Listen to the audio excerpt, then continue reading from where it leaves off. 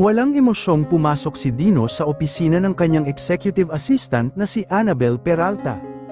Nakatayo si Annabel sa kanyang office chair para maglagay ng bond paper sa printer. Nang makalapit siya rito ay napasilip siya sa may bintana. Kahit nasa 10th floor siya ay kitang-kita niya ang mahabang traffic sa kahabaan ng EDSA dahil sa rush hour. Hindi alintana ni Annabel ang presensya ng kanyang boss, abala siya sa kanyang working area para i-print niyang letter na pinapagawa ni Dino, habang nagpiprint ay tumayo siya at nag-stretching ng bahagya nang biglang magtama ang kanilang mga mata. Hindi maiwasan ni Annabel na pagmasdan ang boss niyang si Dino. Matangkad ito sa taas na 5 talampakan at 11 pulgada. Napakatikas sa suot niyang business suit at dahil mahilig ito sa sports, napanatili niyang maganda ang pangangatawan. Ganoon na lamang ang pamumula ng pisngi nang magtama muli ang kanilang mga mata. Naiiling na napapilig ng ulo si Dino. Pasimple niya rin sinipat ang sarili. At tila Adonis na proud sa sariling kakisigan. Pero lately mas napapadalas ang paglalaro niya ng golf at surfing, kaya mas naging moreno ang kulay ng kanyang kutis na lalo pang nagpadagdag sa kanyang kagwapuhan. Halatang pagod na ito dahil 3 hearing ang pinuntahan niya maghapon. Nakatitig siya kay Annabel na tila wala sa sarili. Well, siguro si Patricia Esguerra na naman ang nasa isip ni Dino, isip ni Annabel. Si Patricia Esguerra ang babaeng pinakamamahal ni Dino ng ilang taon. Matagal nang may lihim na pagtingin si Annabel sa binata. Pero dahil alam naman niya na wala siyang panama kay Patricia at imposibleng magustuhan siya ni Dino, sinagot niya si Gabby, isa itong senior accountant sa isang multinational na kumpanya. Nagkakilala sila ni Gabby 2 taon na ang nakakaraan sa may LRT station sa EDSA, umuulan noon at medyo siksikan sa pag-akyat pa lamang ng sakayan, hindi na malaya ni Annabel na may isang magnanakaw na pala ang tinatastes ang bag niya. Nagkataon naman na nasa likuran niya noon ang binata at agad na napigilan ang tangkang pagnanakaw, laking pasasalamat ni Annabel. Nagkapalitan ng cellphone number, nagkaligawan, naging sila and the rest is history. Sa rami ng nakarelasyon ni Dino, siya ang kadalasang nakikipaghiwalay sa mga ito, pero sa kaso ni Patricia, nag-iba ang takbo ng istorya, si Dino ang habol ng habol kay Patricia. Napansin ni Annabel na bahagyang nakakunot ang noo ni Dino kaya agad niya itong binati, "Good evening, attorney, is there anything I can do?" Malambing na tanong ni Annabel kay Dino. "What?" Tila natauhan ito nang binati ni Annabel. Oo, sa totoo lang, namatay ang nanay ni Patricia 2 oras na ang nakalipas dahil sa isang car accident. Gulat na reaksyon ni Annabel, "You heard me right, mag-isa lang si Patricia ngayon. May business trip pa ang papa niya." "Saan po siya na aksidente?" tanong dito ni Annabel na tila hindi pa rin makapaniwala. "Sa Davao, on her way to their board meeting. I need to accompany Patricia, so could you please book a flight for me to tonight?" "Of course, ilang araw po kayo magstay roon para makapagpa-reserve na rin po ako sa hotel." "No need for that, babalik din ako mamaya pagkahatid ko kay Patricia." Okay po. Sige po, magpapabook na po ako ngayon." Lumabas na si Dino at bumalik sa kanyang private office. Hindi niya isinara ang pinto ng office ni Annabel kaya nakita nito na dali-daling inilagay ni Dino ang mga papel na nasa ibabaw ng table niya sa kanyang briefcase. Bumalik itong muli kay Annabel na dala na ang kanyang gamit. "I want you to send that letter to our client early in the morning tomorrow." Itinuro ni Dino ang pinagawang letter kay Annabel. "And I promised Patricia that I would help informing her friends about what happened. Maaari mo bang gawin ito para sa akin, please?" "Sure, attorney, iabot mo na lang sa akin ang listahan ng mga tatawagan." "Paumanhin wala akong listahan, ngunit maaari mong i-refer ang aking address book at tawagan ang lahat ng mga taong nakasulat doon." "Okay, I'll do it." Tumango lang si Dino tanda ng pasasalamat at agad na umalis. Pumunta si Annabel sa office ni Dino para kunin ang address book at nagsimula ng magtawag. Inabot din ng mahigit 1 oras bago natapos si Annabel sa pagtawag. Pagkababa ng receiver matapos na matawagan ang huling nasa list sa address book, ay hindi naiwasang mapangiti ni Annabel habang kinukuha ang kanyang bag. May date ito at ang kanyang boyfriend na si Gabby at kung hindi siya magdudumali ay tiyak na malilate na siya. Bago tuluyang bumaba ay dumaan muna si Annabel sa powder room para mag-freshen up, dumiretso na siya sa elevator para hintayin si Gabby sa ibaba. Ayaw nitong pinaghihintay siya at siguradong iinit ang ulo nito sa buong gabi na magkasama sila. Naalala pa ni Annabel one time na nalate siya sa usapan nila ni Gabby dahil may pinatapos pa sa kanya si Dino. Nagpapakabayani ka riyan sa boss mo, hindi ba niya naiintindihan na may personal life ka rin? Sana lang na-appreciate niya ang ginagawa mo. Look, I'm sorry dahil na-late ako, pero hindi ko yun ginagawa para lang ma-appreciate. Ginagawa ko yun dahil parte yun ng trabaho ko. Malumanay na paliwanag nito kay Gabby, simula noon ay siniguro ni Lyra na lagi siyang on time pag may date sila ni Gabby. Tiningnan ni Annabel ang kanyang relo and realized that she's 10 minutes early. Hindi naman nagtagal at nakita na niya ang kotse ni Gabby na nangingintab sa linas tulad ng may-ari nito. Tumigil ito sa harap niya at pinagbuksan ni Gabby ng pinto si Annabel.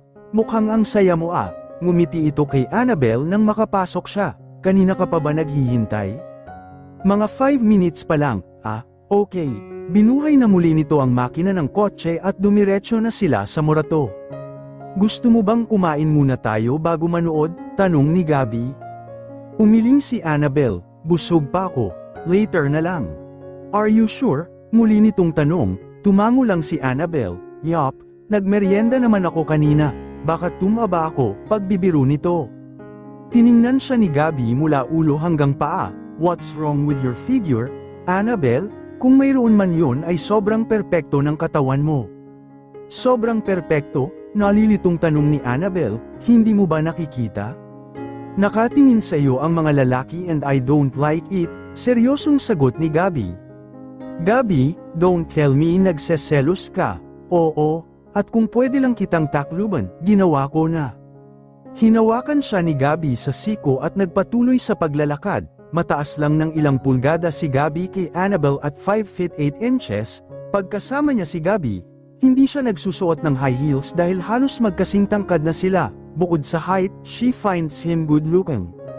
Noong unang magkakilala sila ni Gabby, inakala ni Annabel na isa rin itong lawyer dahil sa getup niya. Later on, she realized na almost the same pala ang usual attire ng isang accountant. Masaya ako ngayong araw na ito, sabi ni Gabby na pinutol ang pag-iisip ni Annabel. I was commended by my boss about my presentation. Talaga, ibig sabihin ba niyan ay mapopromote ka na?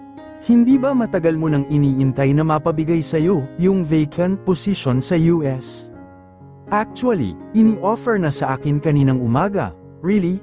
Tumigil sa paglalakad si Annabel at tumingin kay Gabby, bakit di mo agad sinabi sa akin? Kaya nga sinasabi ko na ngayon, ibig kong sabihin, bakit hindi kanina pa noong magkita tayo? Sasabihin ko talaga over dinner pero ayaw mo pa kumain so I decided to tell you now. Naisip ni Annabel kung bababa, may plano rin kaya itong ayain na siyang magpakasal. Ilang buwan na rin itong pinapangarap ni Annabel. My boss wants me to fly immediately, pagpapatuloy ni Gabby.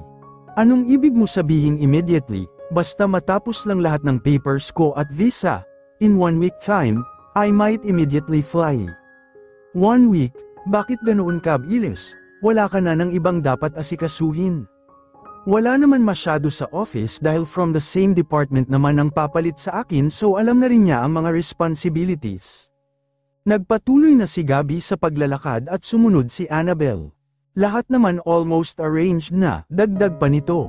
Meron na ring interesadong mag-rent sa condo ko at willing siyang bilhin yung mga fixtures as it is. Well, ang galing mo naman to quickly arrange all that. Pilit na binabasa ni Annabel kung may plano rin ba itong isama siya sa US. Kung mayroon man, siguradong hindi niya kakayanin na tapusin ang mga dapat ihanda in only 1 week time, hindi ko kayang gawin yan lahat ng ganoon kabilis, dagdag pa ni Annabel. Babae ka kasi, lahat na lang ay gusto niyong dalhin, kung ako ikaw, malamang kulang ang 1 buwan bago ka matapos. Hindi naman siguro, probably several weeks will do. But I can't see myself transferring to other place in the future, mahinang sagot ni Annabel. Nang sabihin ito ni Annabel, si Gabby naman ang tumigil sa paglalakad, hinawakan niya ang braso ni Annabel. Look, napakalaking adjustment ng pag-transfer ko. Annabel, I have to get settled first. It's the same company but it's a new environment and a new boss. Pero pag settle na ako roon, I shall want a home and a wife. Naiintindihan mo naman ako, hindi ba? Hindi masyado. Anong ibig mo sabihin? Ngumiti si Gabby. Mahal kita, Annabelle. I thought I made it obvious. Hindi masyado. Nginitian din ni Annabelle si Gabby. Ano pa ba ang dapat kong gawin? Almost every day na nga tayo magkita. To be honest, hindi yung tipo mo ang pinangarap kong pakasalan pero... Napansin ni Gabby na nagulat si Annabelle sa sinabi niya. Ang ibig kong sabihin, simpleng babae lang ang gusto ko, pero ikaw Annabelle sobrang ganda mo, higit pa sa pinangarap ko. Pinasaya mo ako, mahinang sagot ni Annabelle, hinawakan ni Gabby ang kamay ni Annabelle at pinisil ito. I promise you, basta nakasettle na ako sa US, I will arrange for your transfer. Ha? Bakit? Bakit? Siyempre, para pakasalan ako. Gaano ka kasigurado na papayag ako? Hindi mo pa nga ako tinatanong. Oh, Annabelle, I'm sorry nakalimutan ko. Will you please? She was expecting that Gabby would kiss her. Pero niyakap lang siya nito at agad ding inilayo. Then he put an arm around her waist and unexpectedly kissed her lips. Humawak naman si Annabelle sa balikat ni Gabby at tinugon ang halik nito. Not here, Annabelle, nakatingin na sila sa atin, inginuso ni Gabby ang ilang tao sa paligid na nakatingin sa kanila. I don't care, tumawa si Annabelle, hindi naman kasi araw-araw may nung nagpo-propose sa akin, eh.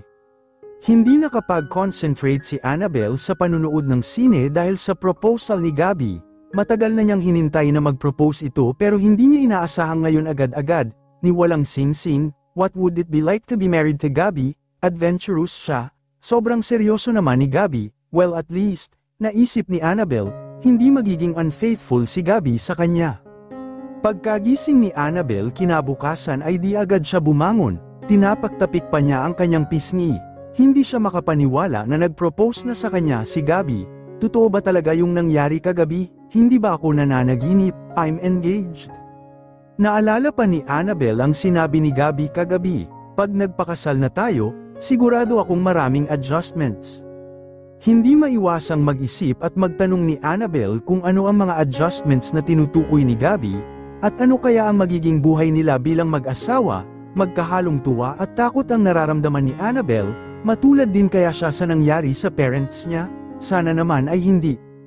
Maganda sana ang buhay ni na Annabelle kung naging mabuting asawa at ama ang daddy niya. Magandang lalaki at simpatiko ang daddy ni Annabelle kaya naman minahal ito ng todo ng mommy niya. Subalit yun din ang naging dahilan ng pagkasira ng pamilya nila. Nagkaroon ng daddy niya ng ilang relasyon sa ibang babae at natuto rin itong magsugal, kaya naman naisanla nila sa bangko ang kanilang ari-arian, hanggang sa tuluyan itong mailit ng unti-unting malugi ang kanilang negosyo. Dumating din sa punto na iniwan na silang mag-ina ng daddy niya at sumama sa ibang babae. Nakita niya kung paanong nasaktan ang mommy niya na halos ikabaliw nito. Makalipas lang ang mahigit isang taon ay bumalik ang daddy ni Annabelle sa kanila, sa kadahilanang may malubha itong karamdaman at iniwan na ng kanyang kinakasama. Dahil sa sobrang pagmamahal ng mommy niya sa kanyang daddy, tinanggap niya ito na parang walang nangyari. At the age of 16, Annabelle's dad passed away. Dinamdam na mabuti ng mommy niya ang pagkamatay ng daddy niya, naging malungkutin ito at nawala ng ganang mabuhay. After 5 months, sumunod na rin ang mommy niya, naiwan siya sa pangangalaga ng auntie Imelda niya, bunsong kapatid ng kanyang mommy. Mabait ang auntie ni Annabelle, sinuportahan siya nito sa pag-aaral kahit may sarili na rin itong pamilya. Nang makatapos si Annabelle sa pag-aaral at magkaroon ng magandang trabaho, ay sinikap niyang tumulong sa gastusin ng pag-aaral ng kanyang mga pinsan, ngunit hindi ito tinanggap ng kanyang auntie Imelda at Uncle Donato. Maayos din naman ang takbo ng kanilang negosyo kaya inipon na lang niya ang kanyang sweldo. Nagkaroon pa siya ng 2 trabaho bago siya nakapagtrabaho sa law firm ni Dino. May kalayuan ito sa bahay ng auntie niya kaya nagdesisyon si Annabelle na kumuha ng sariling condo unit na malapit-lapit sa opisina ni Dino. May sapat naman siyang ipon kaya hindi siya nahirapan pagdating sa financial. Ngayon ay magtatatlong taon na siyang nasa law firm ni Dino. Dahil sa nangyari sa mga magulang ni Annabelle, she became more careful. Ayaw niyang matulad sa mommy niya kaya mas naging mapili siya sa pagtanggap ng mga manliligaw, kaya nang makilala niya si Gabby, sinigurado niya na isa itong responsable at may pagpapahalaga sa pamilya. may ilang mga bagay na hindi sila pinagkakasunduan pero positive si Annabelle na magiging maayos din ito oras na ikasal sila. Napilitan si Annabelle na bumangon nang marinig niya ang kanyang alarm clock, hudyat yun na kailangan na niyang mag-prepare for work. Pinart ni Dino ang kanyang kotse at pinatay ang makina pero hindi siya agad lumabas. Sa halip, ipinatong niya ang kanyang mga kamay sa manibela at tumitig sa windshield ng kanyang kotse. It's been 2 weeks since he had seen Patricia at sandali lang siyang namalagi sa funeral ng kanyang ina, hindi rin sila nagkaroon ng pagkakataon na makapag-usap, ng araw ring yun kinailangan niyang pumunta ng Thailand dahil may importanteng kaso siyang dapat na asikasuhin, sobrang late na siya nakabalik kagabi at sa tindi ng pagod niya wala na siyang ibang gustong gawin kundi matulog. Habang nasa Thailand, ilang beses niyang tinawagan si Patricia and it's very obvious that there was something wrong with her. Pag tinatanong naman siya ni Dino, Patricia is diverting their conversation to other topics. Dino convinced himself that maybe she wants to tell it to him personally. Naisip din niya na maaaring may kinalaman yun sa kanyang namayapang ina o trabaho. Noon pa man ay tanggap na ni Dino na mahihirapan siyang mapapayag si Patricia na magpakasal sa kanya. Dahil sa trabaho nito oras na mag-propose siya, isa siyang uprising fashion model, pero titiyakin niyang magpapakasal na sa kanya si Patricia. Ibinulsa ni Dino ang susi ng kotse niya at naglakad na papasok ng mansyon ng mga Esguerra. Nang makalabas siya sa private elevator patungo sa penthouse lobby ay sinalubong siya ni Patricia. Pakiramdam ni Dino ay nagbalik siya sa pagiging teenager on his first date. Maputi ang kutis ni Patricia na bagay sa kanyang mahabang itim na buhok at maitim na mga mata, halata sa kanyang balingkinitang katawan ang matataas at buong dibdib. She seemed very cool and relaxed, but she kissed Dino passionately. Hinila siya nito sa napakalawak nilang living room. You still look very gorgeous in spite of your trip, sabi ni Patricia habang kumukuha ng wine. Maagap naman ako natutulog when I was in Thailand, tinamad akong gumimik, nakangiting paliwanag ni Dino. Good to hear that, mahinang sabi ni Patricia habang umiinom ng wine.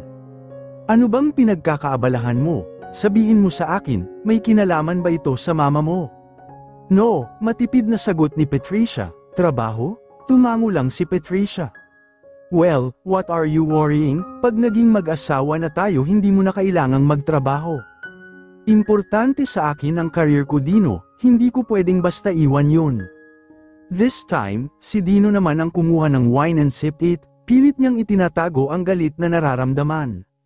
Bakit ba importante sa iyo yun ay kayang-kaya ko namang ibigay ang nakasanayan mong buhay? Alam ko naman, pero hindi ganun kadaling baliwalain yung opportunity na binigay sa akin. Siyempre, pag kinasal na tayo, kung ano ang mayroon ako ay magiging sa iyo na rin, just give me 5 years. 5 years? Bakit ganun katagal? I just renewed my contract with Catwalk, ito ang kumpanyang magmamanage sa career ko. And so, nalilitong tanong ni Dino, isa sa mga kondisyon ay manatiling single at huwag magbubuntis ng 5 taon, nangako sila na pupunta ako sa US. Eto na yun Dino, ito na ang hinihintay ko, paliwanag ni Patricia. Wala akong intensyon na maghintay ng 5 taon para pakasalan ka, ibinaba ni Dino ang hawak niyang goblet na halos pabagsak, tama na ang ilang taon na pinaghintay ko. Pwede naman tayong magsama. It doesn't matter kung hindi pa tayo kasal. Ito ay mahalaga sa akin, Patricia looked surprised. Really? Sa panahong ito? Oo, look, Patricia, hindi lang ako basta lawyer, naniniwala ako sa pagsunod sa batas. Maaaring hindi na mahalaga sa iba ang kasal, but to me, it is.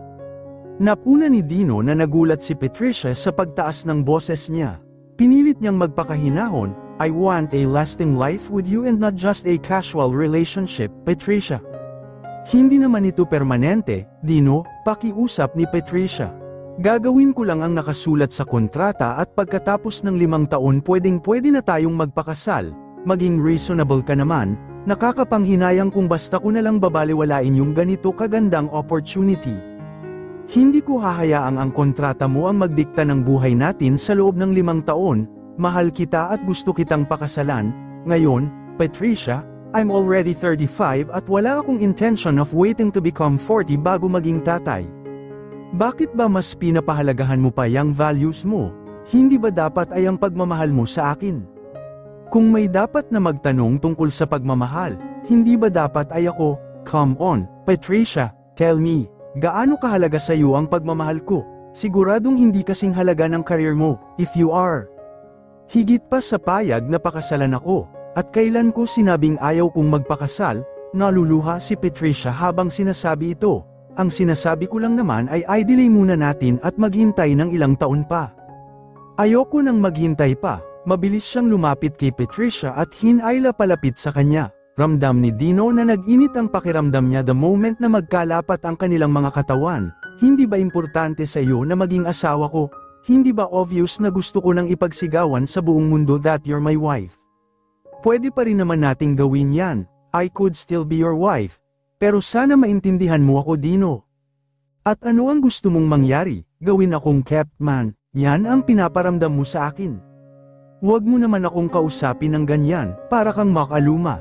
Tuluyan ang umiyak si Patricia at itinulak palayo si Dino. Ang gusto mong mangyari ay hindi kagustuhan ng isang tunay na lalaking nagmamahal sa akin, kundi ng isang selfish na lalaking hindi makapaghintay ng tamang panahon. I am willing to be with you. Hindi pa ba sapat yun?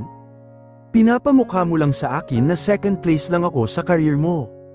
Pinamulahan ng pisngi si Patricia sa sinabi ni Dino dahilan din para magalit ito. Pero naging mukhang maamong tupa itong muli at napuno ng luha ang mata ni Patricia. Hindi ko akalain na ganyan ang tingin mo sa akin, na parang pinapalabas mo na hindi kita mahal. Iniisip ko lang naman ang future natin. It will increase our security. Hindi natin kailangan ang career mo para maging secure. Sapat na ang sa akin. Pagkasabi nito ay lumakad na palabas ng pinto si Dino. Hinabol siya ni Patricia at hamarang sa daraanan niya. Hindi ka pwedeng umalis. Mahal natin ang isa't isa, right? No, Patricia, mahal kita. Pagtatama ni Dino, pero mas mahal mo ang career mo. Nagpapakatotoo lang ako, sagot ni Patricia. You're just being too proud to believe that you are better than anybody else. That's what I get from wanting a wife and a mother for my kids. Dino pushed her gently and went his way to the elevator. Hihintayin kita, sigaw ni Patricia. Ikaw lang ang lalaking gusto ko and I won't settle for anybody else. Hindi sumagot si Dino pero habang pababa na siya ng ground floor at nang makapasok ng kotse niya ay nag-e-echo pa rin sa tainga niya ang mga sinabi ni Patricia.